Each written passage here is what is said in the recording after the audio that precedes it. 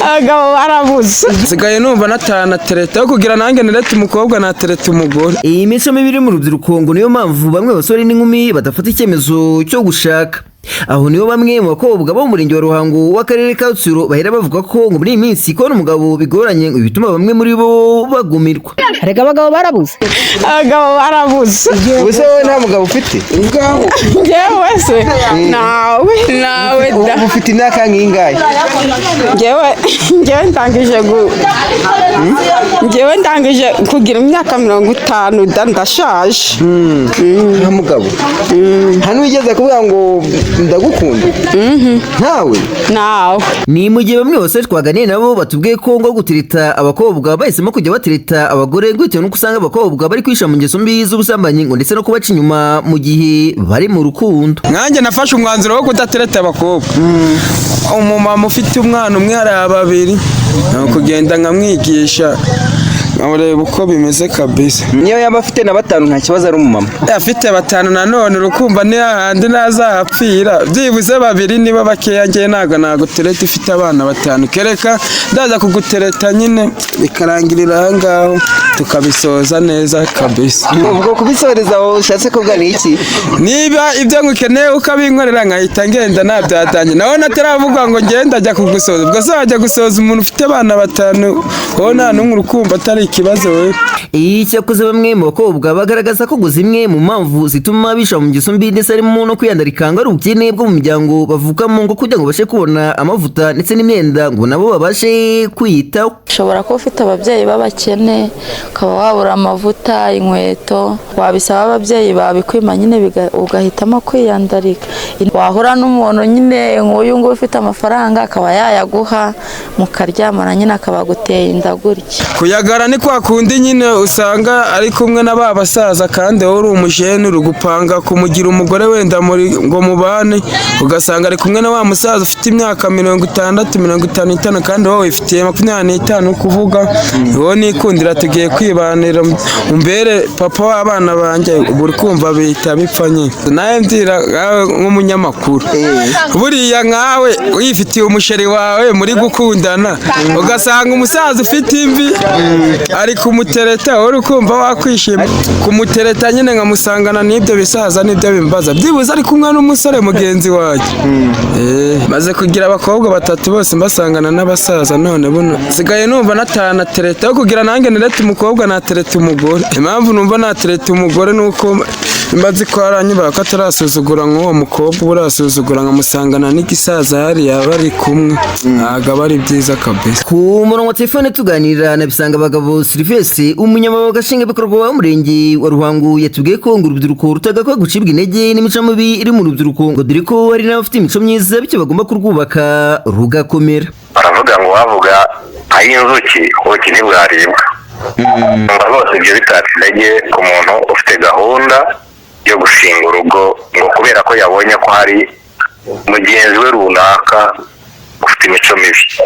Ariko hari n'abandi bafite imico myiza ahubwo bagira ubushobozi mu kurambagiza nyine bahitemo neza. Mu zindi mpamvu zigaragazwa n'abaturage nk'impamvu ituma bamwe basore n'inkumi badafata icyemezo cyo gushaka ngo n'amakimbirane baba babona hagati y'abashakanye bityo nabo ngo bakumva ko bazabona amakimbirane mu rugo rwabo. Jacques Tuyishime, iyi ni BTN TV mu karere ka Rutsiro. Nge sinamugurishije na amafaranga yarambere yangurije mbasha kuyikoraho ibi bikorwa byose nshyiramo n'amanegisi ibyo avuga byo kubaka ni ibinubakaga. Yewe nshimiye polisi yabashije kuntabarira igihe kubwa uyu mugabo yaramaje kumfungirana agashyiraho n'abarinzi bandinda iwanjye akahangira gereza. Mu gitondo cyo kuri uyu wa 4 tariki 18 Kamena 2026 nibwo Zaninka Liliane utuye mu kagari k'Abubangu mu murenge wa Murambi mu karere ka Rulindo ngo yatunguwe no kubona itsinda ryari riyobowe n'Uwiringiye Imana Aroni rimusanga iwe mu rugo bakamusaba ko agomba gusohoka muri iyi nzu ndetse n'ibyari birimo byose bagakusanya bagajugunya hanze. Liliane akajya mu cyumba asanzwe aryamamo nabo bagahita bamufungiranamo bakamuhezamo yemwe n'imfunguzo zigahabwa umwe mu baturage. Ubundi Uwiringiye Imana Aroni Aroni agafumyamo akigendera. Impamvu yo gusohorerwa utwangushye ndetse no kumufungirana muri iyi nzu ngo ni intandaro z'amafaranga angana na miliyoni 11 yahawe Zaninka Liliane nka Ramberi, bagakora amasezerano kwa noteri ko aguze ino nzu amafaranga miliyoni 15 z'amafaranga y'u Rwanda.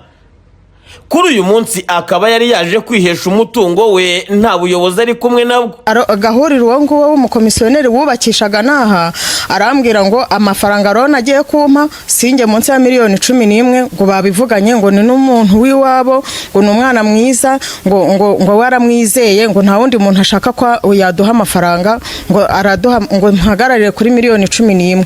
We yazaga imyanzuro amafaranga tujya kwa noteri barayaduha twandika amasezerano dukora amasezerano. Avuga iki? Avuga yuko ngo ngurishije iyo nzu miliyoni 15 ariko sinamukorera mitasiyo.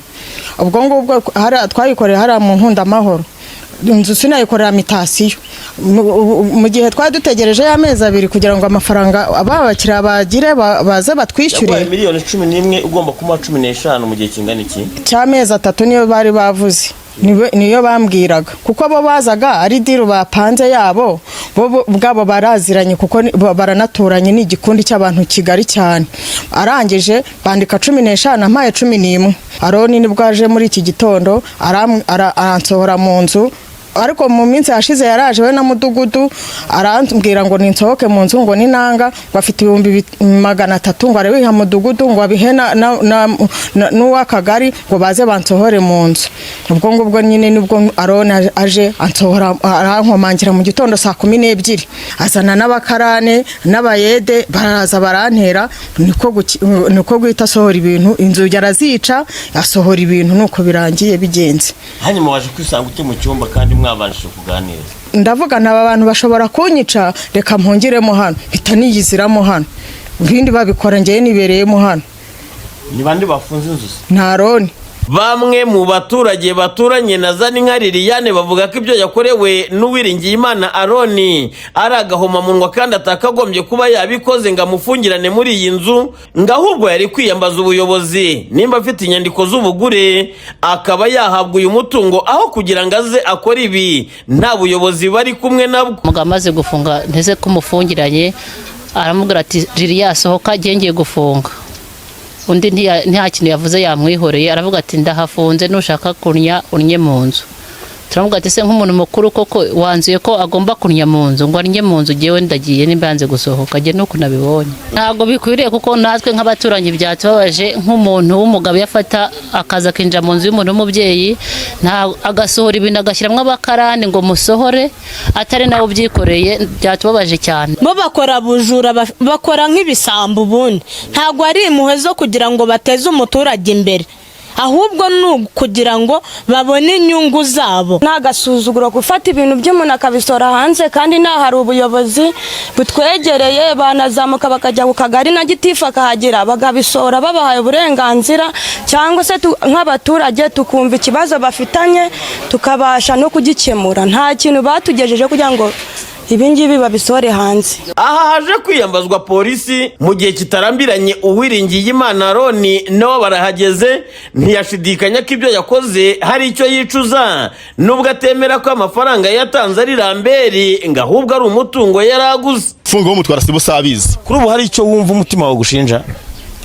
Cy'umutima wenda wanshinja nk'uko bivuga inkongi y'umuriro ifashwe wenda n'uwo mwana nasigira urufunguzo akaba adahari cyaba ari ikibazo. Aho niho nakoze ikosa ariko ikindi nta mutima ndumva nta cyaha nakoze uretse cyo ngicyo cyonyine kimwe. Ntabwo ari ibyaha bibiri nakoze kimwe.